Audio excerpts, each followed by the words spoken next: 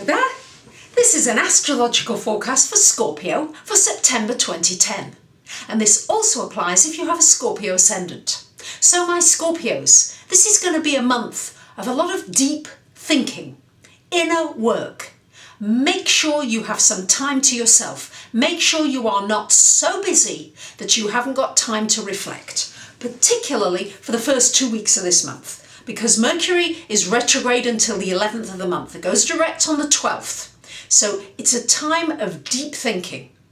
Thinking about your life, thinking about this year that's passing now. It's nearly at an end from your last birthday. You'll be coming into your birthday time again soon. So reflect on the year. Reflect on your successes. Reflect on the things that maybe you feel you could have done better. Reflect on the lessons you've learned. Maybe in your career and your relationships. Think about what it is you're wanting for this next year before your birthday comes along. Really, it's a time for inner preparation.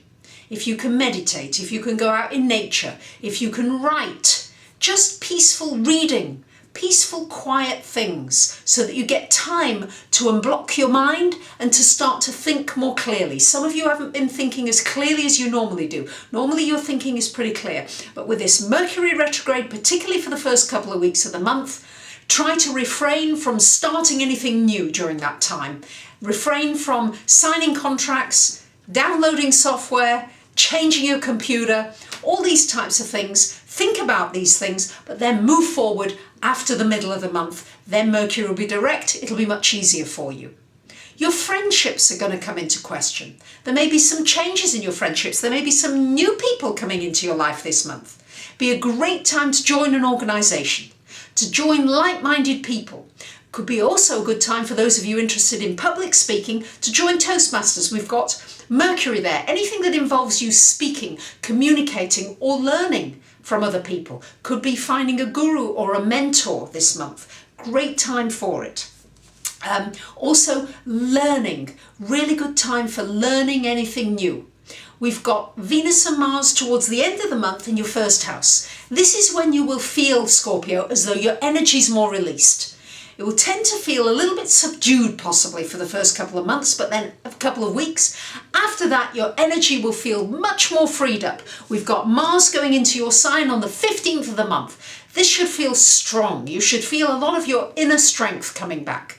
Anything that you want to achieve, anything that needs assertiveness, that needs going for it, do it after the 15th of the month. We've got Venus into your sign from the 9th of the month. So as well, any of you looking for a relationship, looking to be in a love partnership, looking for something connected with money and finance and earning money, this should be a good time of the month after Venus comes into your sign. And it's in your first house, so you're going to come across very well. There's going to be a certain charm to you this month. Watch out with the Mars energy. That can come across maybe a little intimidating for some people. Try to balance it with the softness of the Venus energy, which will be there as well. And you should be able to do that fairly easily. We've got Neptune in your fourth house. There's a feeling in some ways that you're out to sea a little bit, particularly connected with your security and your stability. Many of you are looking for security, but it's eluding you. Try, Scorpios, I know you're a fixed sign. Try to go a little more with the flow. It will make your life a lot easier if you can do it. Don't push the river, it flows by itself. And that's particularly connected to your home and your family area.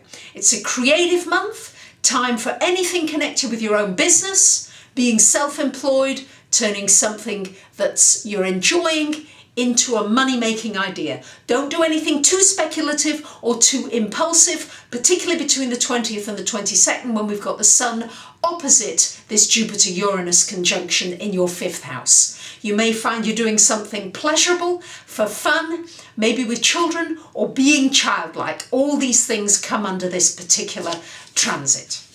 So there's your month ahead for you, Scorpios. Do that inner work, it will pay off because things will speed up for you in the months to come. Thank you to so many of you who have sent in your questions. It's a one-question deal for $25 that I answer in an email of up to 150 words. Let me give you an example of a question. Do you see marriage and children for me in my chart? You can ask all kinds of questions. No question is too complex or too simple for me to answer for you. Let me tell you, we're in the midst of a cardinal climax. It's one of the most powerful astrological configurations we'll see in our lifetime. We're in the midst of it till 2012, if not beyond to 2015. How is it going to affect you in your life? For sure, we are all deeply impacted. But how is it going to affect you? You might want to ask about that, either in a question or an in-depth reading. I've done a CD on it, which is $5 that you might want to download, done a video on it, or you may just want to come for an in-depth reading to see what's going on in your life and what lies ahead for you. I thank you so much for listening, and I wish you a great month. Bye for now.